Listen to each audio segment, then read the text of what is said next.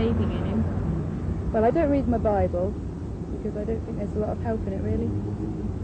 And I don't go to church unless I feel sad, in which case I do. God's with us everywhere. When I look at the sky, look at that sky going on to infinity. Something far beyond me or any human being. Yes. A lot of gas, I think, is up there at the moment. Apart from the gas, I think there are... It says in the Bible that he knows all the stars by name. That speaks to me of God's great power and his great glory. And when I look at the small, intricate things of nature, it speaks to me of how God has taken care of even the smallest manifestations of creation.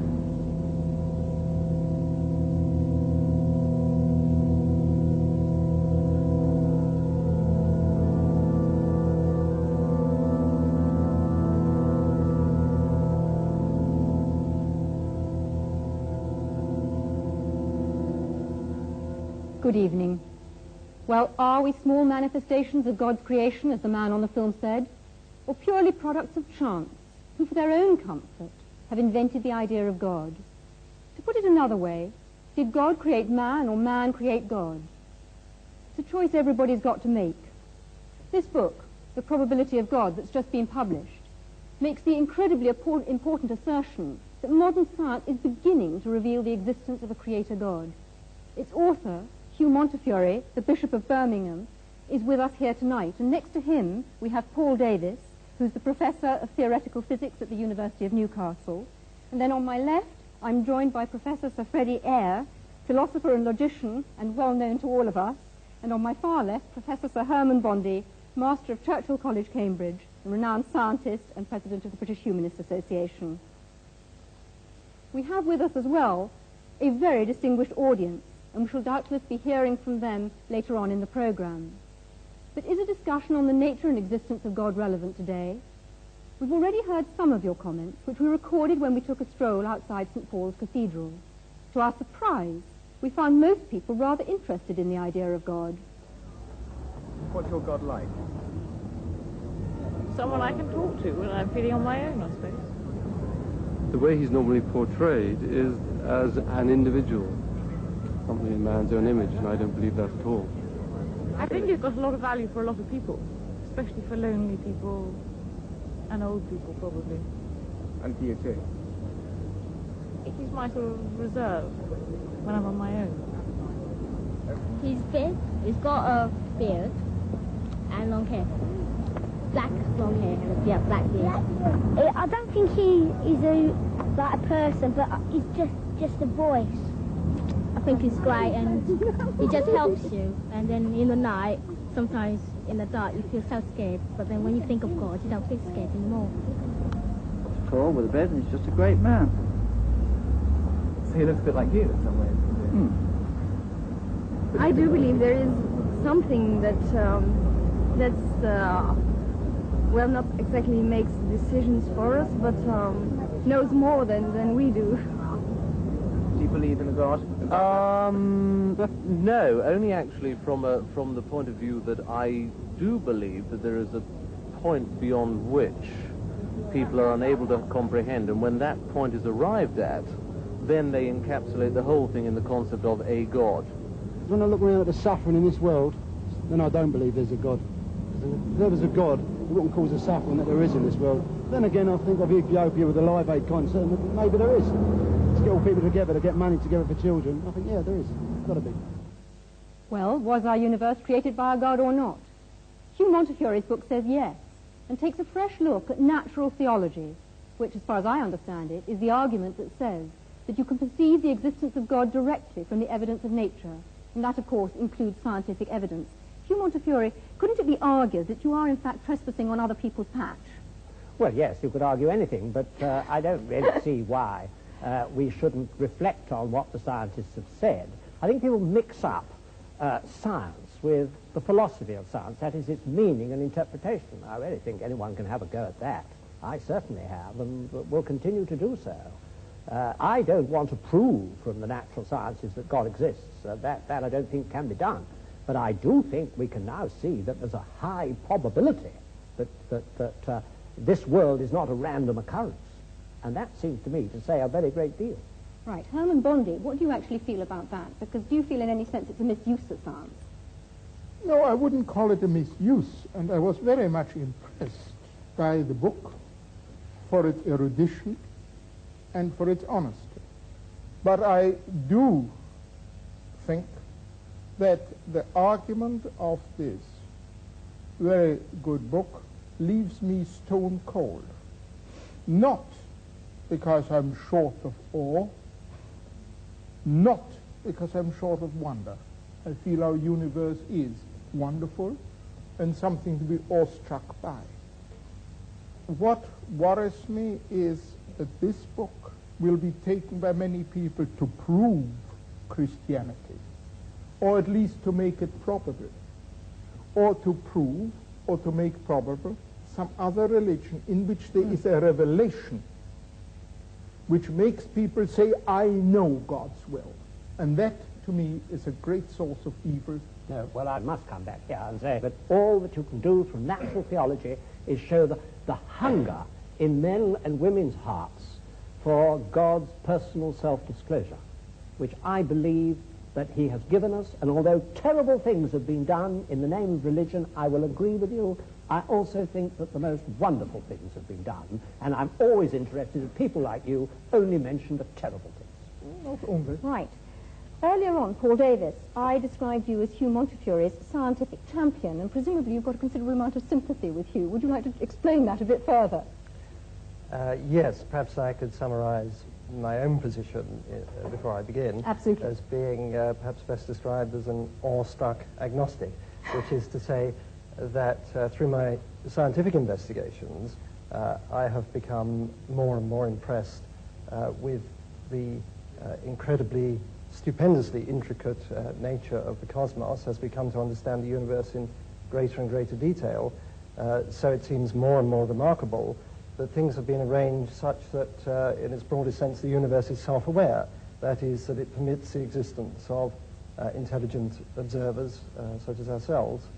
And it seems to me that this is not something which is inevitable, that the world could have been arranged differently, and that the fact that things have been arranged so that we can exist and observe the world, and that, moreover, our existence seems to depend very delicately upon the organization of the cosmos and the nature of the laws of physics.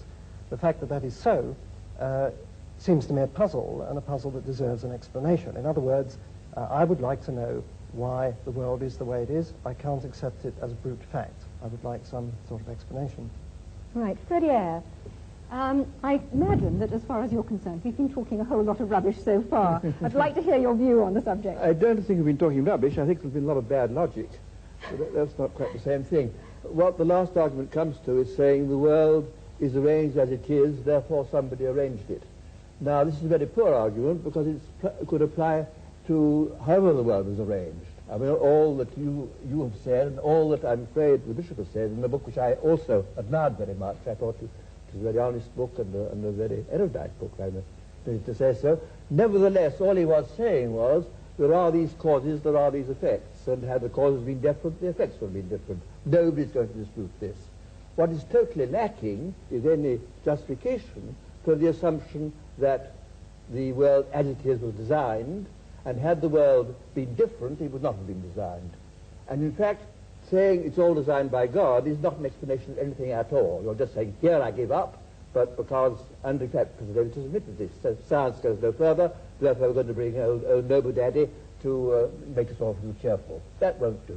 The reason why I'm interested in the natural sciences here is that so often you hear people saying the natural sciences have disproved God, or there's no reasonable basis for believing in God. I'm afraid Freddie Eyre's backing a loser here. I mean, it could just be a brute fact that human beings have evolved with their amazing capacities for relationship and for their experience of God is phony. It could just be true. It could be true that our intimations of morality have no ultimate sanction, that our experience of what is true and good and beautiful isn't a window into reality. But the simplest explanation of the lot, the simplest explanation in logic, is that there is a creator. Right. There are many other ways of looking for God other than science, and some might actually say better ways. and most of the world's religions believe that God takes steps to reveal himself and reveal the world to us. And I'd like very much to hear from Mahur Krishnamurti, who is a Hindu who is actually sitting in the audience here tonight. The Hinduism says very clearly, as far as the creation is concerned, it's not just God created the world and just left to itself. God himself became the beings, and the Hinduism strongly believes in God who creates, protects, and ultimately he dissolves. This is the belief of God, and the Hindus worship him with form and without form. The nature is the other face of God, and the Hindu strongly tries to describe the indescribable by worshipping him by various images. Can I go to Ahmad Deidat to talk about the role of revelation? You see, the Muslim believes that God Almighty, he reveals his messages in word form. And in that word form, this book, the Holy Quran, was revealed through the Holy Prophet Muhammad during the 23 years of his prophetic life. And it deals with these problems more directly instead of guessing. And God Almighty, he reasons with his creation by asking him questions. He said, now, how can you not believe in God? How can you not believe in him, seeing that you were non-existent and he brought you into being? And he will cause you to die, and he will bring you back to life again, and to him will be your return. So how can you not? In other words, the way you have been computerized, the way the Creator made you, you would naturally deflect towards God as the magnetic needle does towards north. Can I just ask you whether your God is the same God as Hugh Montefiore's, the bishop's? It is the same God, except that in our concepts we differ. You see, the Archbishop, ultimately he will come to making Jesus Christ as God, a God incarnate. Now, the Muslim says, no, God is God and man is man. Right, can I move on now? Philip Eden, as a Buddhist, what in fact do you feel about this? Because your concept of God is quite different. Yes, well, as far as Buddhism is concerned, there is rather a different approach. We feel that there is a fundamental reality or truth or ground of being, which of course is in everything and behind everything. I think that many of the followers of theistic religions tend to believe that God is out there somewhere in the cosmos, and that it's necessary for human beings to try and somehow establish a relationship with him. As far as the Buddhist is concerned, that reality is everywhere and in everything, so that the task of the individual is to understand that reality in himself. And that is the methods that are developed in Buddhism to help somebody to come to that realization. We feel that the problem with a creator is that inevitably one must then ask the question, who created the creator? And that, of course, is endless. You can go on and on doing that. So somewhere you have to start with the first cause, and surely the first cause is the universe itself. Man is one way in which the universe experiences itself. But your God is obviously very different then from Hugh Montefiore's God. There's a point that Herman Bondi raised about, you know, the fact that many terrible things have been done in the name of religion. And I think it's perhaps important to point out that probably the reason for this is that people for a long time, I think particularly in the West, have had this concept, you know, I'm here and the truth is over there somewhere, and there is a narrow path that leads to that truth. If you have that concept, which I sort of think of as a fan-like concept, then inevitably, if you believe that you have found the right path, all the other paths are wrong, and your task is to force everyone onto that narrow path. Surely it would be so much better if we had this concept of the truth being, as it were, at the center of a circle. We are somewhere on that circumference, and there are many different paths that lead into that truth. And the thing for us to realize, I think, is that the particular path that we choose is very much a personal thing. And it depends on many different factors. It probably depends on the person that we have met that may have explained that path to us, and various experiences we've had. If only we realize, all right, this path for me is the right one at this particular time, but that does not invalidate the other paths. But are you saying, therefore, that there's only one truth, that we only have one truth that we can actually listen to and experience? There can only be one truth with a capital T, one reality. And I think the point is that all the great religions have been trying inadequately in their own way to point man towards that truth. But for heaven's sake, don't let's have this idea that there is only this one wretched, narrow path and that all the others are wrong. All right, can I move the discussion on and say that we've dealt to some extent with Revelation, but other people who are believers, and Hugh Montefiore has, if you like, supporters who don't only argue from design, would say that it's much more about experience and not about either design or revelation at all. I hope he wouldn't. And the experience, not Hugh Montefiore, other people would. And the experience is God showing himself to us or us feeling him. And Eric Dell, you're an evangelist in the Church of England. Would you argue with that? I think I would a bit, yes. Because I do believe that you cannot prove God scientifically. Science can only deal with the material of this current universe. God is necessarily not of this universe. He's superior and outside of it. So, consequently, you can't prove him scientifically or disprove him. But, of course, you want to go much further than that. If there's a God who made me, I want to know who he is. I want to know what he's like. And, of course, we Christians believe that he's actually done that, said it for us in the person of Christ. And we also believe that he's alive today and we can know him. So that's what we're here to say. And that anybody can actually say, go beyond just the evidence, whether it's for or against, and say, God, if you're really there, I want to know you because I'm prepared to know the truth, whatever it costs me. Right. Hugh Montefiore. I do actually think that religious experience is a very important pointer. And in my book, I say it's the convergence of, as I see it, science showing us we're not just random products, probably not just random products, and conscience, and experience. I mean, why is it that between 30 and 60% of people, even in this secular country, lay claim to some form of religious experience? Pretty out. And one point I'm continually making is that the postulation of God explains nothing whatsoever, because it is consistent with anything that happens. And, of course, it's consistent with people having religious experience, I mean, or not having it, or consistent with people who say consciousness is implanted. I mean, equally well you can say that sadism is implanted. I mean, whatever is, but you've got to explain in some way that it would have been otherwise if there had not been a creator. And this is what is totally missing, any kind of rational argument. Right. I actually wanted to bring up just something of the evidence that is within human experience of just the sheer business of significance. When I say to my wife, I love you, I mean something. I do not mean I, an accidental conglomeration of molecules from some antediluvian swamp, happen to feel a totally accidental attraction towards you, another totally accidental conglomeration, etc. I mean I love you. And if you say to me, but you're just an accident happening to another accident, something inside me says, that's not right. Now, that's not good scientific evidence, but it's human evidence. And I don't honestly think you can ignore it. It's part of humanity. And in the end, what it means is, I mean something because there is a meaning, and there's a meaner. I must protest against the previous speaker's grotesque misuse of the word accident. I have a wife too, and I love her very much.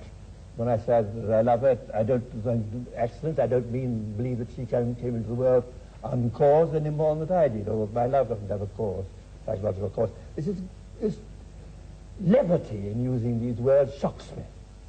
But Freddie, you do think that both you and your wife are the product of an ultimately meaningless process, don't you? If you mean that I don't think that our existence was planned by some supernatural being, yes. No, but meaningless. I do not accept the word meaningless. I do not think that my love for her is meaningless. I think my love for her has a very great deal of meaning. It's very intense. Has meaning for you, and but for no her. ultimate meaning. I don't know what ultimate meaning means here. I'm going to move on because, in fact, we've gone slightly off part of our subject and we haven't looked at other ways of experiencing God. Many people say that there is a different way, a much quieter way of experiencing God. Can we ask Sister Martina Hayden? I mean, I've listened with great interest to the arguments, and I couldn't help looking back over my own life. I mean, I found myself a Catholic, born in Catholic Ireland. I thought there was nothing else in the world. And my journey has been about finding out all the different aspects of the truth.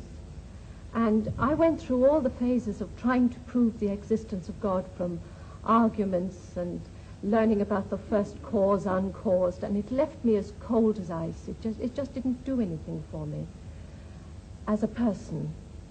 And I think in these last years it has been much more about looking for God within the design of my life, actually seeing design in my life, how somehow I am being led. I mean, even the fact that I join an order which is dedicated to searching for truth is not, to me, an accident. And I hear all the different truths, and I'm really excited about what's happening in science, because I can see that that really is, there's a convergence of truth, and there's so much more humility. I'm not saying I'm humble. As they say, if you say you are, you aren't. But I'm saying that scientists, theologians, people in general are much more humble than they were, say, 20 years ago. I mean, I was locked in combat with Freddie Eyre 20 years ago or so about conscience. I wouldn't argue that way now. I don't want to. I can't match his mind, and I don't think the mind can actually say it all. I find myself going to my heart about religion, and I just discover more evil in myself and more good as I go along.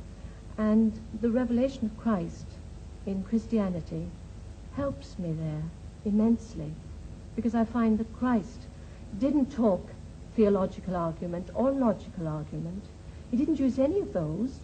He talked about the lilies of the field. He said the kingdom of heaven is like, that's a simile. So for me, God is revealing himself in me, in everybody. You know, I felt really close to the Buddhist gentleman who was speaking over there. I really felt I can relate to that too. I can look into the heart of a rose and it speaks to me. I can also look into the Bible and it speaks to me. Professor Eyre, are you going to say that that's not a valid experience and that that's not a valid argument? I think it's not an argument at all. It is a very moving personal position, which I think is the last to want to criticize. Right. Well, this debate hasn't included one essential element, and that's looking at the alternative choice that belief in God is totally man-made. Hans Isaac, how do you view that? Well, as an atheist, of course, I can't believe that God created man. I think my parents had something to do with it. I have a distinct feeling that we're taking too provincial a view of the terms God and religion. We think of it in terms of dear old Pink Church of England. But of course that is only one very small aspect of religion. Both Torquemada and St. Francis of Assisi were religious and had an image of God, but they were very different images of God, one from the other. The Ayatollah Khomeini and Bishop Montefiore, I'm sure, have quite different gods in mind when they think about religion. Even the Jehovah of the Old Testament is very different to the kind of God that the bishop is talking about. So I think it's very important to realize that if man creates God in his image, as I'm sure he does, he has many different needs and consequently creates many different types of gods. Can you define that a bit more closely? What are you actually saying? I mean, I can see Hugh Montefiore blenching, but can you actually simplify that a little for our audience?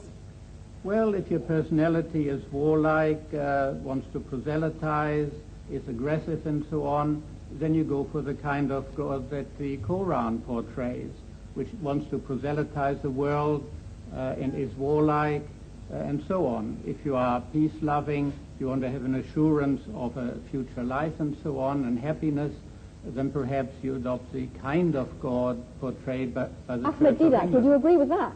I don't, ma'am. You see, I don't think that our brother has read the Quran. You see, there are 99 attributes of God, and out of that, this one that you are talking about is non-existent in this book.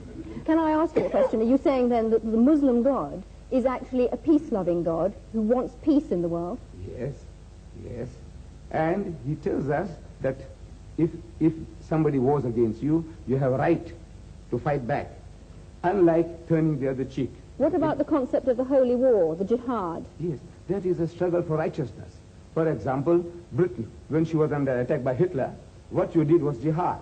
And we take our hat to you, to Winston Churchill, for, putting the spirit into your people. Now that is what is a defensive war. And you had to retaliate. Because if you didn't, if you just sat back, keeping Hitler at bay, it wouldn't have served the purpose. You have to attack. And in the state of nature, everyone has a right to do that. So Islam allows us to defend ourselves and to extend our hostilities to a reasonable amount of satisfaction and retaliation. All right, can I come back to Hans Eysenck, and perhaps you'd like to develop it a little further, because we've actually heard an exchange between the two of you, but would you like to come out on a little bit further about perhaps other religions and not only about Islam? Well, it's not so much a particular religion, because within each religion you have all sorts of different gods, as I was trying to say. That of Torquemada and that of Francis of Assisi are all Christian gods. They're entirely different. So man creates God in his own image, even within a given religion, and certainly between different religions. The God he needs will be a different God according to his own personal requirements and to the kind of society in which he lives. Our society is different to that of the time of the Crusades, and consequently we need a different kind of God. Can I ask you then about the role of conscience, and where does conscience come from? Well, psychological experiments on conscience have shown pretty conclusively that you can manipulate it and create it through a process of social learning, Pavlovian conditioning, and so on. It is something that is acquired through social influences, although there is also a strong genetic factor in it. In other words, altruism, the tendency to do good to others, is certainly, to some extent at least, genetically controlled, in the sense that if you look at identical and fraternal twins, there's a much higher correlation within the identical than within the fraternal groups. And the same is true of religion. I think that's a very important point, Professor that religious beliefs are in fact genetically controlled. Professor Eyre, where do you think conscience comes from? I entirely agree with the last speaker. I have no quarrel with that at all. Anybody in the general audience? Yes, in the front row. I'd like to throw out a definition that might be helpful to some people of the difference between religion and Christianity, because there's a distinct difference. Religion is largely man, by his own efforts, some of which have been demonstrated tonight, in terms of mental gymnastics, trying to get to God and looking at the most powerful thing, like the sun, and bowing to that. Christianity is God coming for man. And I was interested in Herman Bondi's remark that he's an anti-revelationist. If there's a God at all, there's no way we can know anything about him by guesswork, only that he should reveal himself to us, which he did in the person of Jesus Christ and became human. Okay, but where does conscience come from? Conscience is given to us by God, and we are in the process of numbing it and pushing it down to suit our own purposes and interests, which is called selfishness. Other people in the audience, where does where does the conscience, where does the idea of conscience come from? Yes. I would say that conscience comes from the human soul. It's the human soul speaking out and crying out for release. Okay, it's not just fear. Do you not think that it's an animal fear, a fear of being found out? Yes, Daniel Rubinstein. I think it's a sort of fear of alienation, really, being cut off from the rest of the community. And I think perhaps that, for instance, that Live Aid event demonstrated a huge sense of community. Everybody wanting to join in. Yes, Herman Bondi, would you share that? Well, I certainly feel that we are basically herd animals, and that all herd animals must have feelings like conscience. Hugh Montfort, what do you feel? Well, I don't think conscience is to be equated with either wish fulfillment or going with the herd, because my conscience often forces me to stand out from the herd. I think it is the God-given means by which I have to act responsibly. And I think that is how it's evolved is something for the I don't understand it in animals. I look to the scientist, I look to the psychiatrist to see how it functions with the ego and the superego. I'm not talking about that. I'm talking about what it actually is. I think it's the God-given faculty by which we can behave responsibly, and it's not to be equated with things like utility or welfare or wish fulfillment or anything like that. I must protest against this assumption certain faculties are God-given as opposed to others. I disagreed, for example, with the clinician when he talked about love. Indeed, I mean, love is a human emotion, but there's no particular reason to single that out as pointing to the existence of a supernatural being any more than the other human emotion. I mean, all human emotions are to be accounted for in the same sort of terms, in the kind of terms Professor Ising or one of his colleagues would account for them. And just to single out love is quite arbitrary. I mean, the assumption is that we are naturally egotistic, predatory, and so on, and that only because of some supernatural agency do we behave decently to one another. This is absolutely contrary to the facts. We have, in fact, as even David Hume pointed out, principle of sympathy, innate principle of sympathy, as well as an innate principle of egoism. And one no more needs a divine explanation than the other. William Hartney. Look, let's get this straight. There is no reason on earth why we shouldn't go around acting like perfect pigs to all and sundry. There is no big Monty Python foot poised to come and squash us if we act badly. Yet, a lot of us do act well towards our fellow man. But why should we not? That was just the point that I was making. Because I was just protesting against your assumption that it's somehow natural for us to want to be decent to one another and unnatural to be decent to one another. What possible ground have you for that assumption? In this world today, my experience is that it strikes me that more people are being unreasonable to each other than are being reasonable. Well, in that case, you should be Manichaean and believe in the devil. If you're taking your deity as accounting for human attitudes, that's the way you should go. Well, totally illogical. But Professor Eyre, all other species are selfish, basically, aren't they? No, by no means. By no means. Go ahead. Herman Bondi. But I wasn't saying that our being herd animals means that everybody has to move with the herd. What I do mean to say that we are not solitary beings. We've got to have the faculty, as other animals live together, to get on in some fashion with each other. Tina Mehta. You just mentioned the devil with great aplomb, but the devil's best trick is to make man believe he does not exist, and I think that's what the problem is, that, you know, we are in a state of chaos suddenly instead of harmony. And it is the state of harmony that we are trying to create in this world, and not distort the minds of children by showing them violence and explaining that that violence is necessary to bring about harmony. Mahmood Krishnamurti. I agree. Hinduism clearly says, what is God? Answer to our dear friend's question. God is truth, God is love, and God is good. Whatever name you call, it is God. Why allergy to the name God? Love, beauty is God. So you don't actually feel that he's supernatural, so that God is supernatural. Hugh Montefiore, what do you feel about that? Well, I do think that God discloses himself in the smallest particle of matter, and in our human relationships, and in love is to me a window into God. But I do think that he has supernaturally disclosed himself to us. That's why I'm a Christian, because I believe that he has been incarnate. As you said, that's what Christians believed. I believe God was incarnate and suffered the worst that people could do to him. And this is, to me, the only way I can see my way through the problem of evil. Can I just remind people, and perhaps Hugh Montefiore in particular, of Einstein's concept of God, which was, yes, God who made the universe in wonderful ways, but had not the slightest interest in us human beings, and was a totally impersonal thing that couldn't possibly care for our prayers. I want to talk to a psychologist next, Leslie Francis. I would like to go back to the question you keep asking. Did God create man, or did man create God? And I see that as a deceptively simple kind of language used. They're two completely different order questions. It is for the theologian in me to come to the question, did God create man? But the psychologist in me would want to answer your question in a different way. Did man create the image of God? He cannot go beyond looking at image. And I suspect what we've heard in the discussion tonight is a whole lot about the variability in the image that is used, but we haven't been able to get on to the ontology beyond that image. I'm sorry, everybody, but we've run out of time. The choice that is open to us is whether God made man or man made God. It's now over to you. All that remains for me to do is to thank the audience for their contributions and, of course, the panel. I'm sorry we didn't have time to say any more, and from me, good night.